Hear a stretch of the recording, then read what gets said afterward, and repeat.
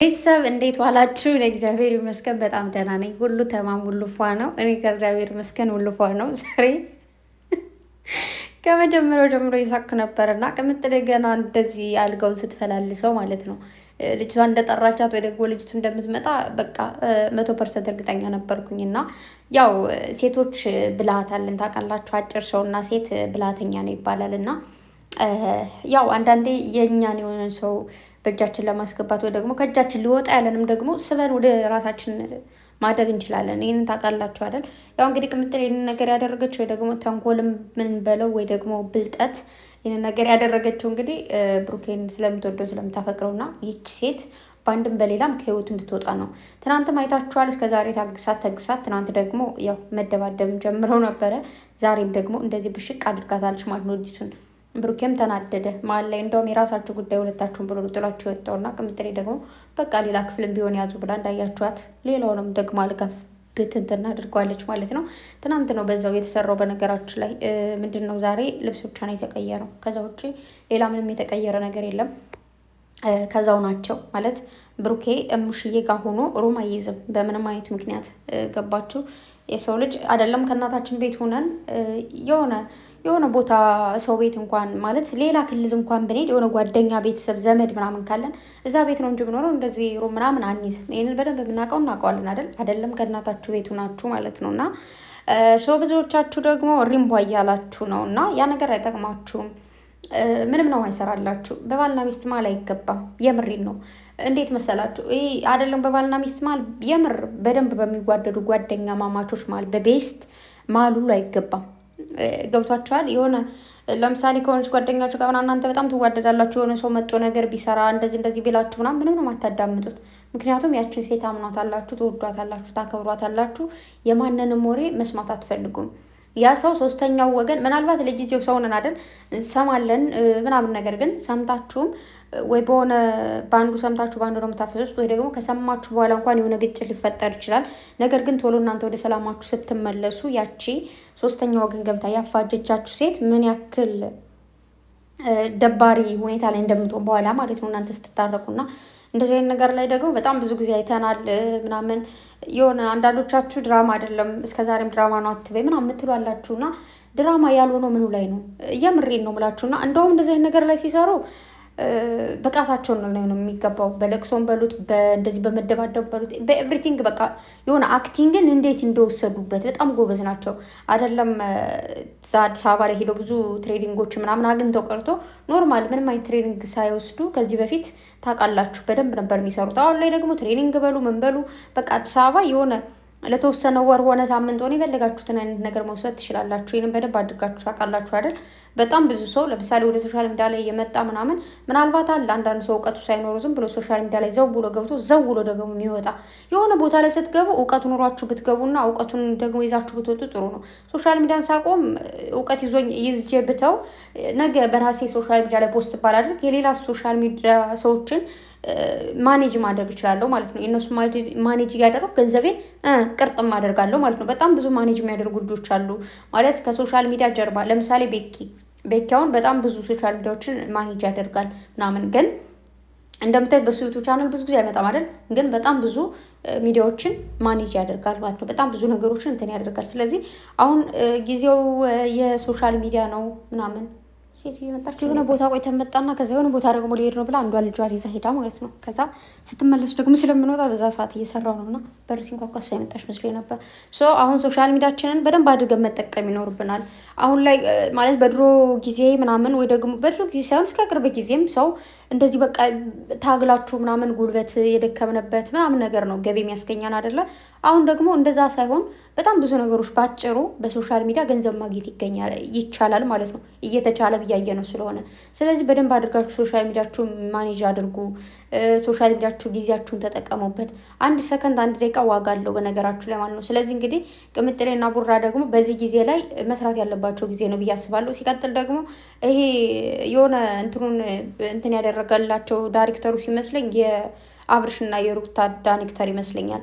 በነገራችሁ ላይ እንደዚህ ረዘም ያለች ስራ ሲሰሩ በራሳቸው ብቻ አይደለም ማንኛውም ሰው እንደዚህ ሶሻል ሚዲያ ላይ እንደምታዩ ተከታታይ አይነት ድራማዎች የሚሰሩ የሆነ ማኔጅ የሚያደርጋቸው ሰዎች አለ ማለት ከየት ከጀምሮ ከየት እንደሚያደርግ ዛሬ ምን ማድረግ እንዳለባቸው በደንብ ፑሽ የሚያደርጋቸው ማለት ነው።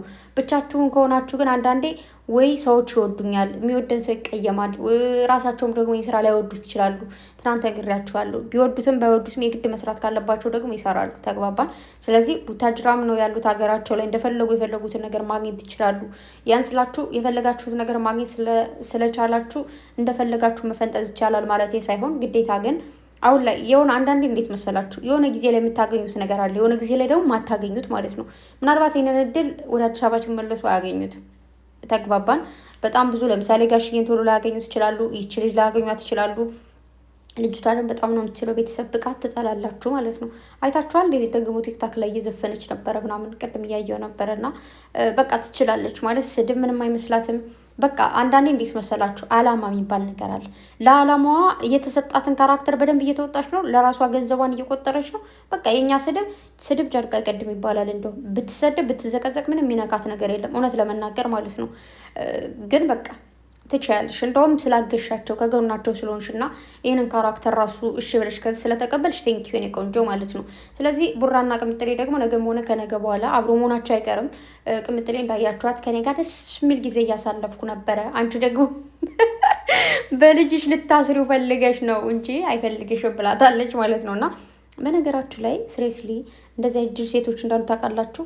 የሆነ ሰው ፍቅር ከእነሱ ጋር ሲጀምር ቶሎ ብለው ያረግዛሉ፣ ይወልዳሉ። በቃ በልጃቸው ሚይዙ ይመስላቸዋል፣ ግን አይደለም። ለዛ ነው የብዙ ሴቶች ህይወት የሚበላሸው። እውነት ለመናገር ተሳስተው ምናምን አለም ያረግዙትም ይወልዱትም አሉ። ከ100% ምናልባት 10%፣ 20% በስህተት ነው። ከዛ ውጭ ግን እያወቁ ነው የሚያደርጉት። የምሬን ነው የምላችሁ። በጣም ብዙ ሰዎች አንዳንድ ሰዎች ራሳቸው ያወሩኝ ሰዎች አሉ።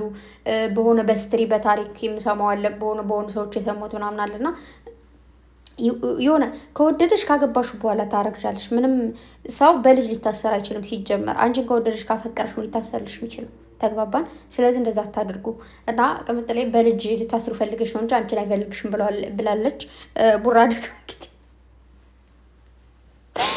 ማርያም በጣም እየሳቅ ነበረ። ውጡልኝ በቃ ውጡልኝ ሁለታቸው ምናምን እያለ ማለት ነው። እና ማለት ቅምጥሌ ማን ነው እንትና እዩ ቡራን አስጠርተኝ ነው ምናምን ስትለው ቅምጥሌ አላስጠራሽም እኔ ነኝ ያስጠራሁሽ፣ ደስ የሚል ጊዜ እያሳለፍ እንደሆነ እንድታይ ብዬ ነው ምናምን ስትላት ማለት ነው።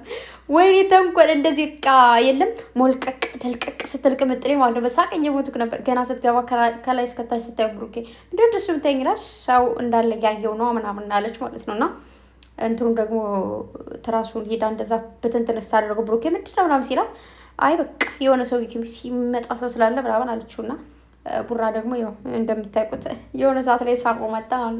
ቅምጥሌ እንደዛ ስትሞላቀቅበት ከዛ ደግሞ ውጭ ምናምን ሲላትም ቢብላ እንደ ስገርፈት ነው ማለት በዛን ታይም የምሩ ነው የሳቀው ማለት ሳቁ መጣል። ግን ቅምጥሌ ያደረገችው ነገር የሚያስቃል። ብቻ በዛው ፈገግ አለ ማለት ነው ብሩኬና ቅምጥሌ ራሱ የሆነ ፓርት ላይ ሳቋን መጥቶ ነበረ። ግን ሳቋን ከንፈሯን ነከሳ አድርጋ አሳልፈችው ማለት ነው። ልክ እሷ እንደዛ ማነች እዩ ከብሩኬ ጋር ስታወራ ቅምጥሌ ደግሞ አልጋው ላይ ቁጭ ብላ ስታወራ የነበረው ፓርት ካያችሁ ማለት ነው። ከዛ ውጭ ሲባባሉ ቅምጥሌ ደግሞ እንደዚህ ብሩኬ ሲይዛት ምናምን በዛ ላይ ወድቃለች ምናምን ብላችሁ ደግሞ ብሩኬ እንዳሰሉት ወድቃ ሳይሆን እንደዚህ የሆነ ቁጭ እንዳይገፈትራት ምናምን ቁጭ ያለችው እና ከዛ ደግሞ ልክ እንዳሁኑ ወድቄ የሆነ ነገር ብሆን ምናምን አለችው ማለት ነው። እና ብቻ ግን ይመቻችሁ።